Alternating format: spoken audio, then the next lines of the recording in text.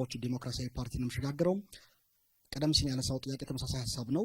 በብዙ የሀገራችን ክልሎች ኦፊሴላዊ ቋንቋ ሆኖ የሚያገለግለው ዋነኛው የብሔረሰብ ቋንቋ ነው። ይሁን እንጂ በቁጥር አነስተኛ የሆኑ ህዝቦች በክልሎች ውስጥ ይገኛሉ። በተለያየ መልኩ በትምህርት፣ በፍርድ ቤት፣ በስራ ቦታዎች፣ በጽህፈት ቤቶች እነዚህን ዜጎችን በምን መልኩ ነው እንዲስተናገዱ የቋንቋ ፖሊሲ ምን አይነት ፖሊሲ አዘጋጅታችኋል? በጣም ጥሩ ነው። እጅግ በጣም ጥሩ ጥያቄ ነው። እጅግ አድርገን እናመሰግናለን። ቁጫ ህዝብ ዲሞክራሲያዊ ፓርቲ ቁዴፓ ቢመረጥ በዋናነት እንደ አደረጃጀታችንን አሁን ካለው ክልላዊ ዞናዊነት መዋቅሮች ከምለው ወደ ክፍላት ሀገር ብለናል። ምንድን ነው አንድ ክፍልም ይሙላ በመጀመሪያ ወሳኙ ህግ ነው። ህገ መንግስት ላይ እያንዳንዱ ብሔር ብሔረሰብ ቋንቋውን፣ ባህሉን፣ ወጉን፣ ታሪኩን የመግለጽ የማስፋፋት መብት አለ የሚለው ነገር ዋና መነሻችን ነው። ይህን መነሻ በማድረግ ቁጥራቸው ምንም ይሁን አንድ ክፍልም ይሁን ከትምህርት አኳያ ከዛም ያነሰ ይሁን ህገ መንግስታዊ መብት ስለሆነ አፋቸውን በፈቱበት ቋንቋ የመማር መብት ስላላቸው ይሄኛውን በሚገባ እናከብራለን።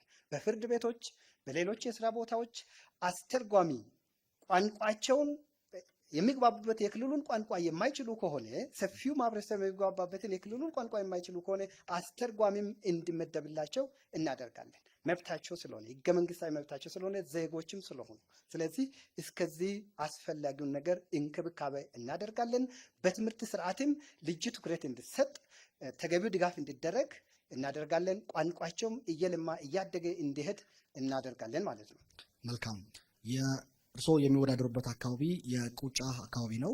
በዚህ አካባቢ ላይ ተመርጣችሁ የመንግስትነት የማስተዳደር ስልጣን ብትረከቡ የስራ ቋንቋችሁ ምንድን ነው የሚሆነው? ቁጫኛ ነው የሚሆነው። ለማንነታችን ብቸኛው መለኪያ ቋንቋ አይደለም። ባህል አለ፣ ታሪክ አለ፣ የአስተዳደር ዘይቤ አለ። ብዙ ነገሮች እዛ ውስጥ የሚመደቡና የሚካተቱ አሉ። ወደ ሌሎች አልፋለሁ። ከልብ አመሰግናለሁ። በመቀጠል የምንሄደው ወደ አዲስ ትውልድ ፓርቲ ነው። በተመሳሳይ ለአዲስ ትውልድ ፓርቲ የማነሳው ጥያቄ በብዙ ክልሎች ውስጥ እንደምንመለከተው ኦፊሴላዊ የስራ ቋንቋ ዋነኛው የብሔረሰብ ቋንቋ ነው። ነገር ግን አነስተኛ የህዝብ ቁጥር ያላቸው ዜጋዎች ይገኛሉ። እነዚህን ብሔረሰቦች በትምህርት፣ በፍርድ ቤትና በመንግስት ጽሕፈት ቤት በቋንቋቸው እንዲገለገሉ ምን አይነት ፖሊሲ ትከተላላችሁ? አመሰግናለሁ። በመሰረቱ ማንኛውም ቋንቋ የሀገር ሀብት ነው። ይህ ሊሰመርበት ይገባል። በትምህርት በአፍ መፍቻ ቋንቋቸው እንዲማሩ ይደረጋል። ያልተካተቱትን እናካትታለን። በዳኝነትም ወቅት በአስተርጓሚ እንዲተረጎምላቸው ይደረጋል። የዜጎች መብት እናከብራለን፣ መብታቸው ይጠበቃል ማለት ነው። ባህላቸውም እነዚሁ ልዩነታቸው እንዳለ ሆነው፣ ልዩነት ውበት ነው እንዳለ ሆነው እንዲካተቱ የምንታገልበት እኮ ዋናው ይሄ ነው። ራሳቸውን በራሳቸው እንዲያስተዳድሩ የማንነት ጉዳይ እንዲመለስ ከተፈለገ የህዝቦችን ጥያቄና ራስን በራስ ማስተዳደር የሚለው ነገር ቋንቋ የሀገር ሀብት መሆኑን ካወቅን እነኚህ አካላት የማሳተፍና የማካተት ስራችን ይሆናል ማለት ነው። በእኔ በኩል ያሉ ጥያቄዎችን አጠናቅቄያለሁ። ከልብ አመሰግናለሁ። እሺ፣ እናመሰግናለን። ወደ ሶስተኛው ዙር ነው የምንሻገረው። በሶስተኛው ዙር ደግሞ ከተለያዩ ተቋማትና ከተለያዩ የማህበረሰብ ክፍሎች በዚህ የተገኙ ታዳሚያን ለሚያነሱት ጥያቄዎች ምላሽን ትሰጣላችሁ። ስለዚህ ለታዳሚያን እድልን እንሰጣለን። እሺ፣ 1 2 መጨረሻ ላይ 3። የኔ ጥያቄ አዲስ ትውልድ ፓርቲን ይመለከታል። አዲስ ትውልድ ፓርቲ ሀገር አቀፋዊ ከመሆኑም አንጻር ምናልባት የኢትዮጵያ ሕዝብ ከመረጠውና ሀገርን መምራት ከቻለ ወደ መሪነት ከመጣ አንቀጽ 39ን እናጠፋለን ብላችኋል። ምናልባት የኢትዮጵያ ሕዝብ መለያየትን አይፈልግ ይሆናል። ነገር ግን እንበልና አንድ ሳብ ናሽናል ዩኒት if they doesn't feel the sense of belonging ወይንም ደግሞ በፌደራል መንግስት ሪፕሬዘንት አልተደረኩም ብሎ ካመነ መገንጠል ከፈለገ ምንድነው የፓርቲያችሁ አቋም? እሺ የሚል ጥያቄ ነው ያለኝ። አመሰግናለሁ። እናመሰግናለን። አዲስ ትውልድ ፓርቲ ጥያቄው ለእናንተ ነው። እሺ አመሰግናለሁ። አዲስ ትውልድ ፓርቲ ምንድነው ይህንን የሚያደርገው? ብዙ ጊዜ ክልሎች እንገንጠል ወይ ራሳችንን በራሳችን መብት እንወስን የሚሉት ፍሪደም ሲያጡ ነው፣ ጥያቄዎች ሲኖራቸው ነው። እንደ አዲስ ትውልድ ፓርቲ ደግሞ እኛ ጥያቄያቸውን ሁሉ እንዲሉ ያደረጋቸውን ሁሉ አወያይተን መፍትሄ አምጥተን እንደምንሰራ ነው። መገንጠልኛ ምንም እኛ ባህላችን አብሮ መኖር፣ አብሮ የመፈቃቀር፣ አብሮ የመዋለድ ነው። እንኳን ተገነጣጥለን እንዲህም ሆነን እንኳን አያምርብንም፣ አንፈልግም። ይሄንን ግን መብቴ ችግራቸውን እንመልሳለን። እንዲሉ ያደረጋቸውን ጥያቄያቸውን ከችግር ተነስተው ነው እንገንጠል ያሉት። ይፍታዊ ሲያጡ የውስጥ የውጭ ችግር ሲኖራቸው ለዚህ የሚያበቃቸው ይሄ ነው። ከሀገራቸው ተገንጥለው የተለየ እንትን እንዲኖራቸው አይደለም። እንደ አዲስ ትውልድ ደግሞ ይህንን ጥያቄ መልሰው አብሮ የመኖርን ጥያቄያቸውን የመመለስን እንትን ይሰራል። ለዚህ ነው የምንሰራው። እኛ መንገንጠልን አሁንም አንፈልገውም፣ ግን ችግሮችን እንፈታለን አወያይተን። እንገንጠል ያሉበትን ችግር ለምን እንደሆነ የቱ ጋር እንደሆነ አጥንተን ችግራቸውን መፍትያቸውን እመልስና የመገንጠሉን ነገር እንደማንቀበለው እንነግራቸዋለን። ችግራቸው ደግሞ ከተመለሰላቸው እንዲህ ያሉበት ምክንያት እንትን ካለን እነሱም ይህንን አይፈልጉትም እርግጠኛ ነኝ። አመሰግናለሁ። ወንድሜ ያነሳው ጥያቄ እኛ እስከ መገንጠል የምትለዋን አረፍተ ነገር እናወጣለን ነው። እኛ ስንሰራ ኢትዮጵያ እንድትገነጣጠል ሳይሆን አፍሪካን አንድ ለማድረግ እንሰራለን ነው እንጂ እስከ መገንጠል የምትለውን አረፍተ ነገር ነው እንጂ ሌላውን አይደለም። እና በዛ እንዲያዝልን ማለት ነው። አመሰግናለሁ። እናመሰግናለን። እሺ፣ ቀጣይ ጥያቄ ማቅረብ የምፈልገው ለቁጫ ህዝብ ፓርቲ ነው። አንድን ብሔር ወይም ደግሞ አንዱን ጎሳ ወክሎ ለፖለቲካ መቅረብ አሁን ያለውን ችግር ለቀጣይ ትውልድ ማስተላለፍ አይሆንም ወይ? አሁን ያለውን ችግር ለመቅረፍ የሞከርን ባለበት ሰዓት አንድን ብሔር ወክሎ መምጣት ያንን ድምፅ ነኝ ብሎ ማሰብ አንድነትን አያጠፋም ወይ ይፈልጋለኝ። አመሰግናለሁ። እሺ፣ እናመሰግናለን። የቁጫ ህዝብ ዲሞክራሲያዊ ፓርቲ ምላሽ ትሰጣላችሁ። እሺ፣ አመሰግናለሁ። እኛ የምንከተለው ህብረ ብሔራዊ ፌዴራሊዝም ስርዓት ነው የምንከተለው።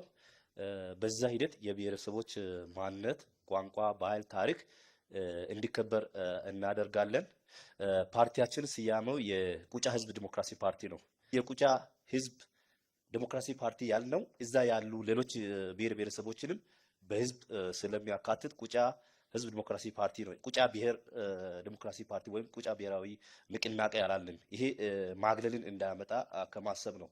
ግን ቁጫ የሚለው ምንድን ነው የሚለውን ነገር ግንዛቤ ከወሰድን ቁጫ ማለት አሸናፊ ማለት ነው። አብሮ መኖርን፣ ችግሮችን በጋራ ማሸነፍን፣ ድህነትን ማሸነፍን፣ ጀግንነትን የሚገልጽ ነገር ነው።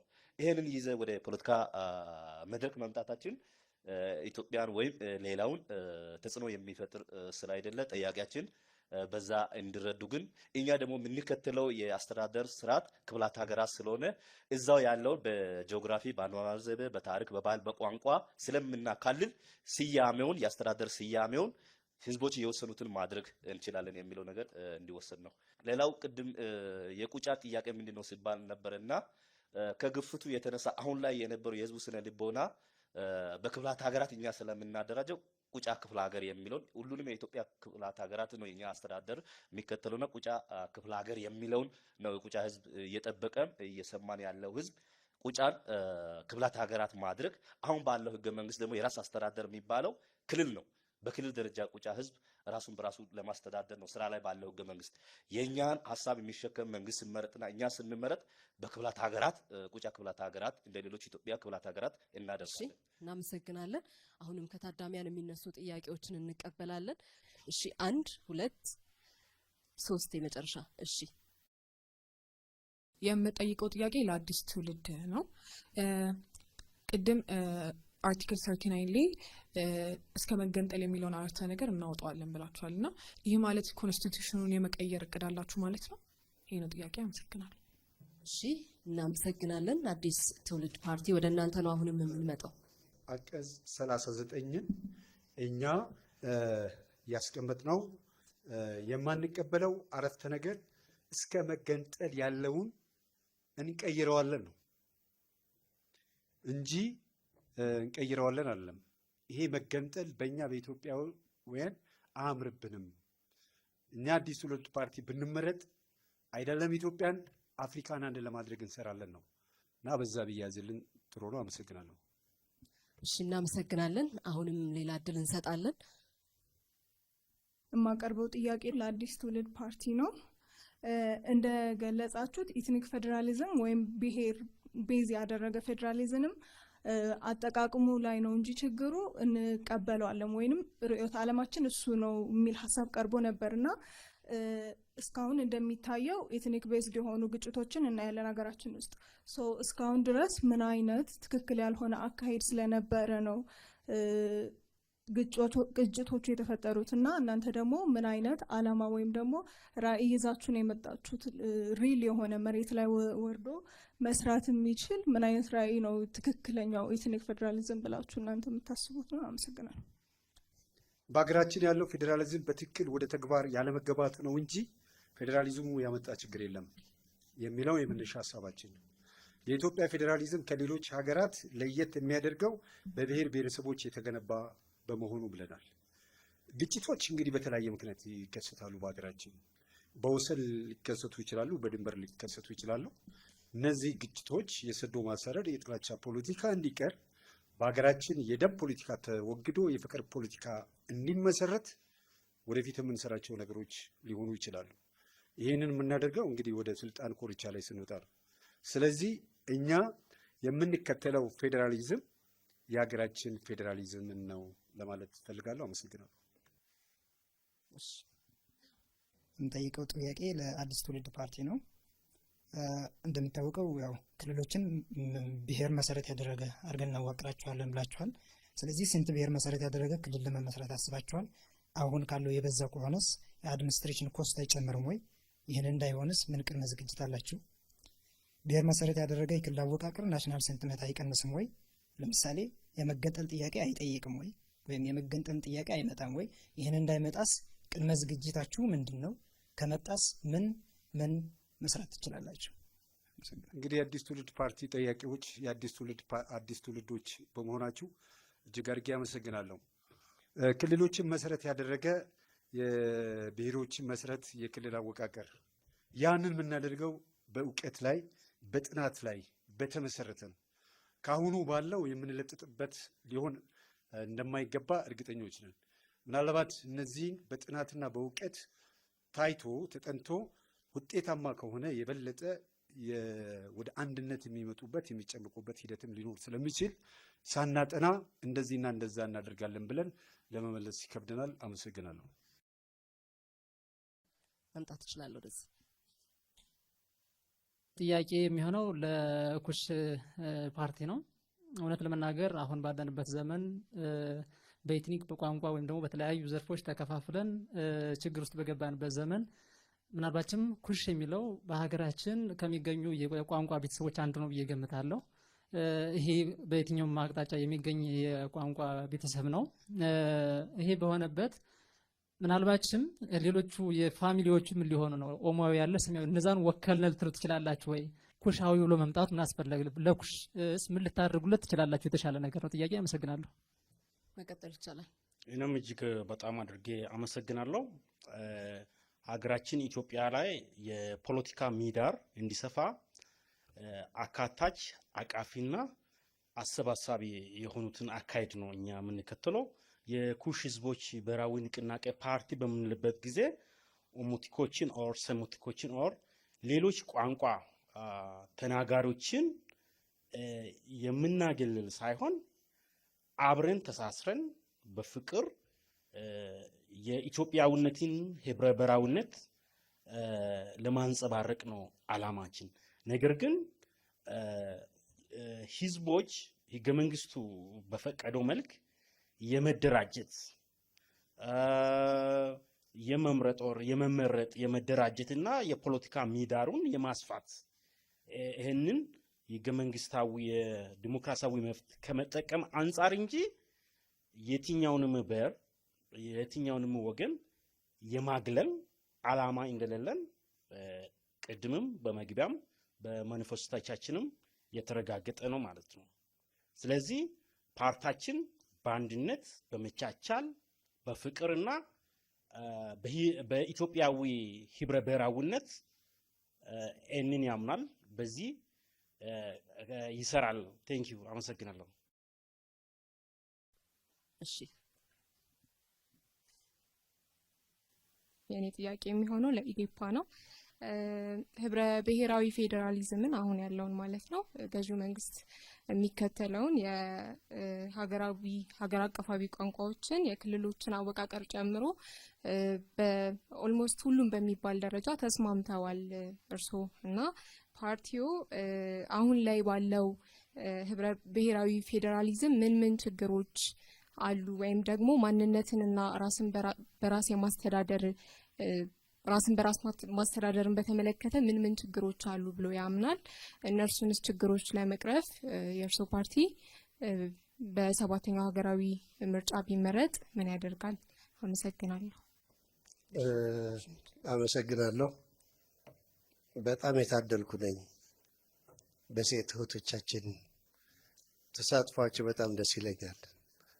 ምክንያቱ ደንባችን ምንድን ነው የሚለው የሴቶች፣ የወጣቶች፣ የአካል ጉዳተኞች፣ ሌሎችም እኩል ተሳትፎ መኖር አለባት ነው የሚለውና አንቺ እህቴ እንደዚህ መቅረቡ ጥሩ ነው። ባይዘወይ የክልል አወቃቀሩን እንደግፋለን አላልኩም። የብሔር አደረጃጀት እንደግፋለን አላልኩም። ምንድን ነው ያልኩት? አሁን ያለው መንግስት ያወጣ ወይም ደግሞ የፈቀደው 5 ቋንቋዎች ይዘን እንሄዳለን ነው ያልኩት። ስለዚህ ይሄኛው የምንቃወመው ግን አሁን ያለው የክልል አወቃቀሮች የምንቃወመው ዋናው ምክንያት የህብረተሰቡ ተሳትፎ መሰረት አድርጎ የተቋቋመ አይደለም ነው። ዛሷይ ደግሞ በቋንቋም በምንም ግጭቶች እየተበራከቱ ያሉ በዋናነት ህዝቡ ተሳትፎ ያደረገበት ስላልሆነው በቋንቋ ይሻልሃል ወይስ በጂኦግራፊካሊ ተብሎ መጠየቅ ነበረበት። ኢትዮጵያ በመጡ መንግስታት እየተቀደደ የሚሰፋ ክልላዊ አወቃቀር ሊኖራት አይገባም ነው እኛ የምንለው። በመሰረቱ የህብረተሰቡ ይሁንታ ካለ የራሱ ፈቅዶ ያዋቀረው ክልል ስለሆነ ማንም መጥቶ ሊቀደው ሊሰፋው አይችልም። ስለዚህ ያወቃቀሩ ራሱ ስህተት ነው። ማህበረሰቡ ያላሳተፈ ወዴት ይሻልሃል፣ በዚህ ምክንያት ችግር አለ፣ እዚህ አካባቢ መጋቢ መንገድ የለህም፣ ርቀት አለ ለዋናው ከተማ፣ ሌሎችም ወዘተ ብዙ መስፈርቶች አሉ። እነሱ ቀርቦ የህብረተሰቡ ይሁንታ አግኝተው የተቋቋመ ክልል አይደለም በምንም ተአምር። ስለዚህ እሱ እንደግፈዋለን የሚለው ይዛችሁ እንዳትሄዱ ይቅርታ ጠይቃለሁ። እናመሰግናለን። ሰዓት ጨርሳችኋል። እድል ጨምር። እሺ እዚህ ጋር 1 2 እኔ ያለኝ ጥያቄ ለቁጫ ተወካዮች ናቸው። ምንድነው ዱሪንግ ፕሬዘንቴሽናቸው ያዩት አላማቸው ስታስረዱ የፌዴራሊዝም ጽንሰ ሀሳብ ሼርድ ሩል እና ሰልፍ ሩል ነው። እናንተ ግን ባላችሁት መሰረት ከሆነ ክፍለ ሀገራትንም ለማቋቋም ዝግጁ ነን ብላችኋል። አሁን እንዴት አድርጋችሁ ክፍለ ሀገራትን የምታዘጋጁ? በአህዳዊ ስርዓት ነው የምታዘጋጁት ወይስ እንዴት ነው? በዚህ ላይ ብታብራሩልን ደስ ይለኛል። እሺ፣ አመሰግናለሁ። እሺ፣ አመሰግናለሁ። እኛ የምናዋቅረው ክፍላት ሀገራት አስተዳደር ሚዛናዊነትና ፍትሃዊነትን ማዕከል ያደረገ እንዲሆን ነው። ያ የምናደርገው በጂኦግራፊ አቀማመጥ የህዝቡ አኗኗር ዘይቤ፣ ቋንቋ፣ ባህል፣ ታሪክና ማንነትን መሰረት ባደረገ መልክ ነው የምናደርገው። ለዚህም ሲባል የኢትዮጵያ ህዝብ ቁጥር እንዲታወቅ መጀመሪያ እናደርጋለን። የኢትዮጵያ ህዝብ ቁጥር ከታወቀ በኋላ እያንዳንዱ መስተዳደር መዋቅሮች በእኩል ህዝብ ቁጥር እንዲደራጁ እናደርጋለን። ያንን በምናደርግበት ጊዜ ግን የምሁራንን ተሳትፎ፣ የሃይማኖት መሪዎችን ተሳትፎ፣ የሀገር ሽማግሌዎችን ተሳትፎ እንዲሁም የሲቪክ ማህበራትን ተሳትፎ በሚያረጋግጥ መልክ በጥናትና ህዝቡን ራሱን በማሳተፍ በህዝቡ በማስወሰን ስለሚሆን ቋንቋን ማዕከል ያደረገ ሳይሆን በመልክዓ ምድሩ ያሉ ህዝቦችን አስተሳሰብን፣ ስነ ልቦናውን የጋራ ለልማት አመችነትን ማዕከል ያደረገ አደረጃጀት ስለምንከተል ያን ለዛ ከበቃን ደግሞ እናንተ ምሁራንም ትታከሉባት እዛው ተሳተፋላችሁና የእናንተንም ሀሳብ የጋራ አድርገን ለሀገራችን ሰላም፣ መረጋጋት፣ ነጻነትና እኩልነት ለፍትሃዊ ሀብት አጠቃቀም በሚያመች መልክ ስለምንሰራ እናንተም በዚሁ ተሳተፋላችሁ የሚል እምነት ከኛ በኩል አለ። በዚህ መልክ ነው የምናደራጀው። እሺ፣ ሌላ ተጨማሪ ጥያቄ እዚህ ጋር እድል ሰጥቻለሁ። የኔ ጥያቄ ለአዲስ ትውልድ ነው የሚሆነው። ቅድም እንዳላችሁት መገንጠል የሚለው ሀሳብ የሚመጣው ካልተመለሱ ጥያቄዎችና ካልተሟሉ ነገሮች ነው ብላችኋል። ስለዚህ ያልተመለሱት ጥያቄዎች ወይም የሚነሱት ጥያቄዎች ሁሉና ያልተሟሉትን ነገሮች ሁሉ እንደምታሟሉ ምን ያህል እርግጠኛ ናችሁ? እናም ደግሞ ለራስ በራስ መወሰን የሚለውን ሀሳብ እንፈቅዳለን ብላችኋል እና ቅድም ካላችሁት ሀሳብ ጋር አይጋጭም ወይ? አመሰግናለሁ። ያው እንግዲህ ወጣቶች ይጠይቃሉ። የወጣቶች ፓርቲ በመሆኑ ደስ ይለናል። ይህ አንቀጽ 39 ላይ ብዙ ጥያቄዎች ተነስተዋል። መገንጠል የሚለውን አንቀበለውም ነው እንደ ፓርቲ። ይህን አረፍተ ነገር ነው የማንቀበለው። ያልተመለሱ ጥያቄዎች የሚመለሱበት ሂደት ሊኖር ይችላል። ያንን እኛ ቦታውን ስንይዝ ያልተመለሱ ጥያቄዎች እንዲመለሱ የምንሰራበት ነው። ስለዚህ ራስን በራስ ማስተዳደር የሚለው እኛ የምንደግፈው ሀሳብ ነው እና ይህም በዚሁ መመለስ ፈልጋለሁ። አመሰግናለሁ። እሺ፣ እናመሰግናለን። ጥያቄ ካለ እድል እሰጣለሁ። እሺ፣ ጥያቄ የሚሄደው ለቆጫ ህዝባዊ ፓርቲ ነው። ቅድም በንግግሩ ሲናገሩ አሁን ላይ ያለውን የክልል አወቃቀር ወደ ክፍለ ሀገራዊ አወቃቀር እንቀይረን ብላችኋል። ይሄ ማለት ደግሞ የክፍለ ሀገር ብዛቶችን እንዲጨምር ወይ ደግሞ በብሔረሰብ ደግሞ ከሆነ ከ80 በላይ የሚሆኑ ክፍለ ሀገራት እንዲመሰረቱ ያደርጋል። ብዛቱ ከሎጂስቲክስ እና ከአስተዳደራዊ ችግሮች ጋር በተያያዘ እንዴት ማኔጅ ለማድረግ አስባችኋል? ወይ ደግሞ የሚፈጠሩትን ችግሮች ከብዛት የተነሳ እንዴት ነው ማኔጅ ለማድረግ ያሰባችሁት? አመሰግናለሁ። የክፍላት ሀገራቱ ቁጥር 80 ላይደርስ ይችላል። አሁን ያለው ክልል አደረጃጀት በራሱ በቁጥር ደረጃ 40 ሚሊዮን እስከ 50 ሚሊዮን የሚገመቱ ህዝቦች ቁጥርን የያዘ እንደሆነ ይገመታል፣ ያ ይታወቃል። እርግጠኛ የህዝቡ ቁጥር ከግምት ውጪ ይህ ነው በሚባል ደረጃ የሚገለጽ ባይኖርም እኛ የምናደርገው ምንድነው? ይሄ መለያየትን የሚያመጣ የአንድ ብሔርን ግዙፍነትን በዛው ስያሜ የሚዋቀር የአሰያየም ችግር ነው። አብዛኛውን በኢትዮጵያ ህዝቦችና በብሔር ብሔረሰቦች በአንዱ የበላይ የአንዱ የበታች እያደረገ ያለው ስርዓትን ለመቀየር የክፍላት ሀገራቱን ቁጥር የምንወስነው በወቅቱ ይሄን እድል እኛ በምናገኝበት ጊዜ ያለውን የህዝብ ስነ ልቦና የመልማትና የኢኮኖሚ እድገት ደረጃ ታሳቢ ያደረገ አካሄድ ነው የምንከተለው።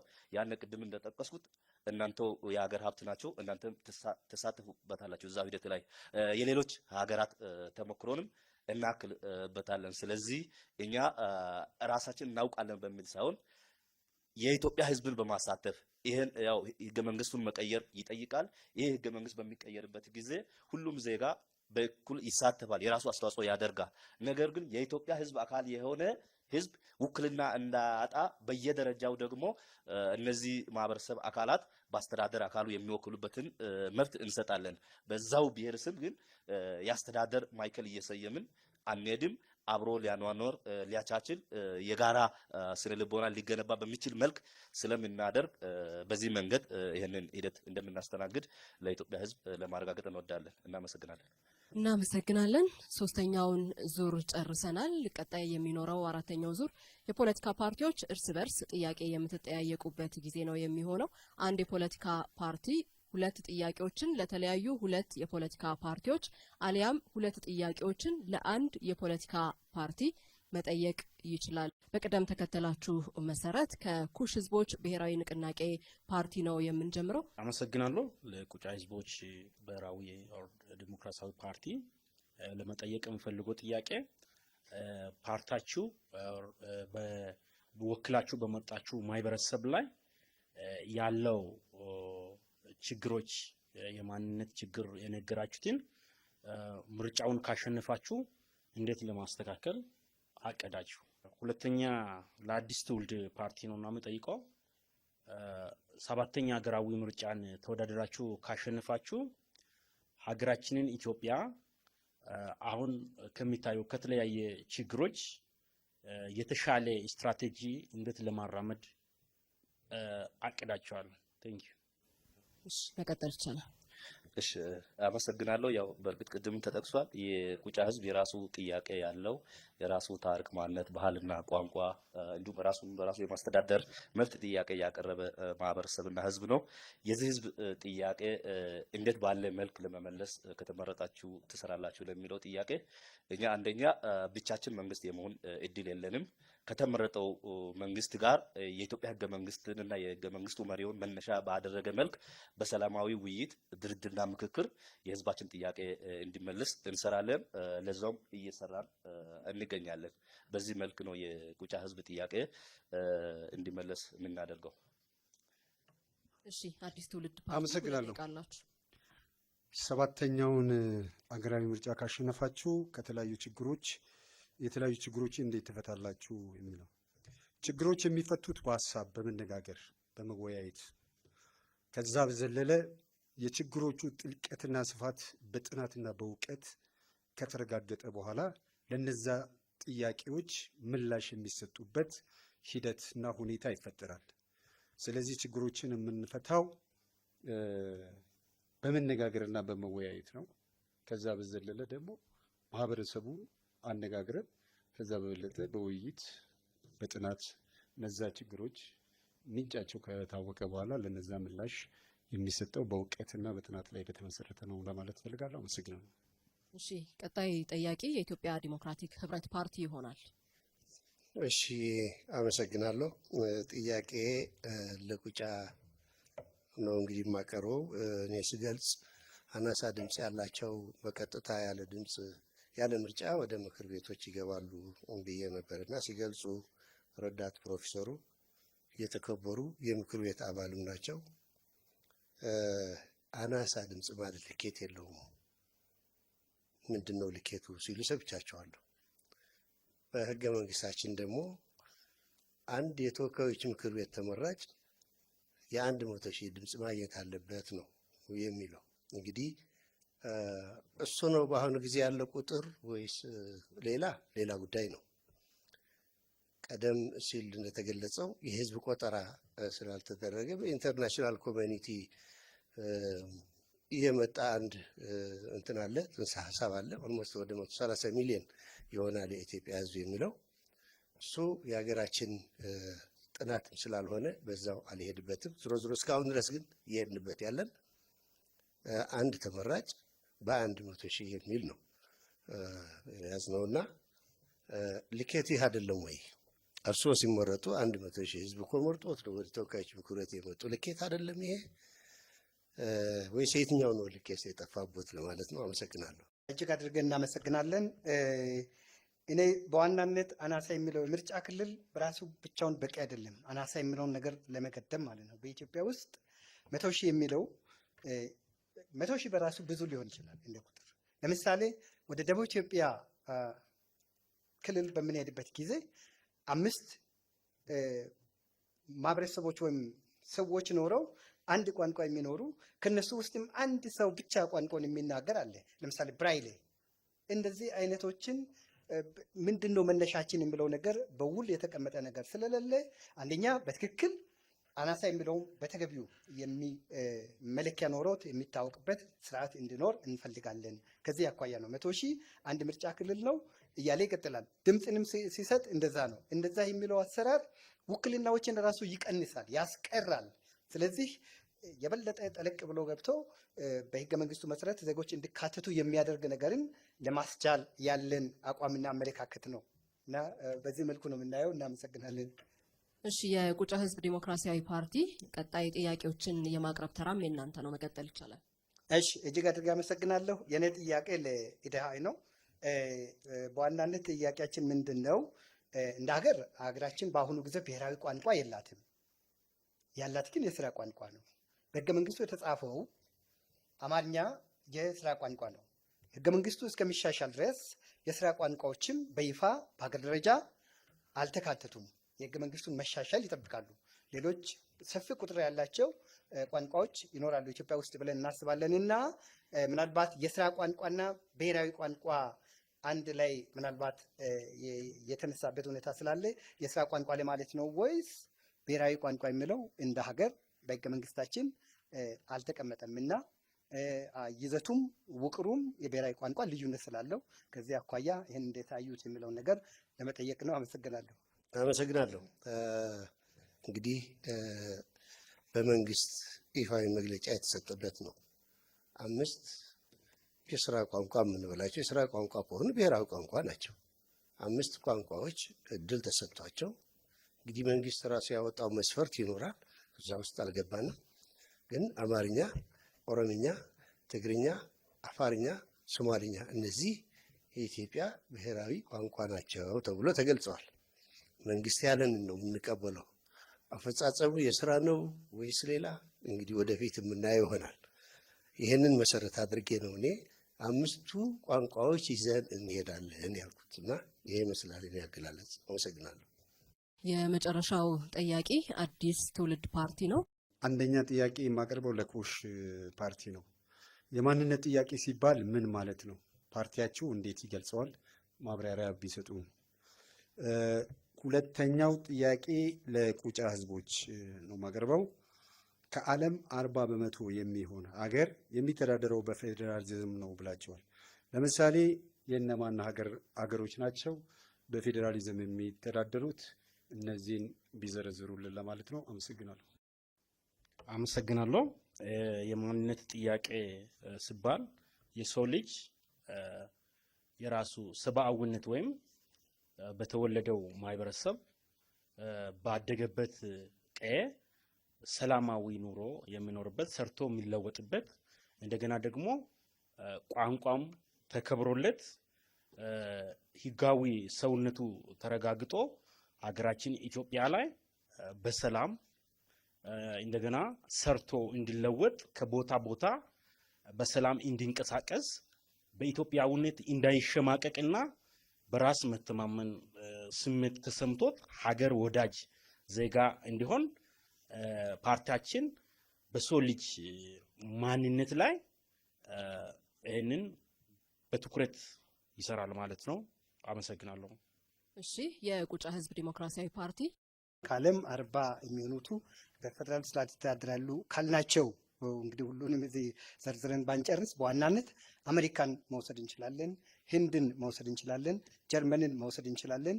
እነዚህ ለዓለም የፌደራል ስርዓት ተሞክሮ ተደርገው የሚወሰዱ ናቸው እና እነዚህ ቁልፍ ለእኛ ተሞክሯችን ወይም ተምሳሌት አድርገን የምንወስዳቸው ሀገሮች ናቸው ማለት ነው። ወደ መጨረሻው ዙር ነው አሁን የምናልፈው። የየፓርቲያችሁን ዓላማ የምታስተዋውቁበት ቆይታ ነው የሚሆነው። በቅደም ተከተላችሁ መሰረት የኩሽ ህዝቦች ብሔራዊ ንቅናቄ ፓርቲ የፓርቲያችሁን አጠቃላይ የማስተዋወቂያ 3 ደቂቃ እንሰጣለን። መቀጠል ይቻላል።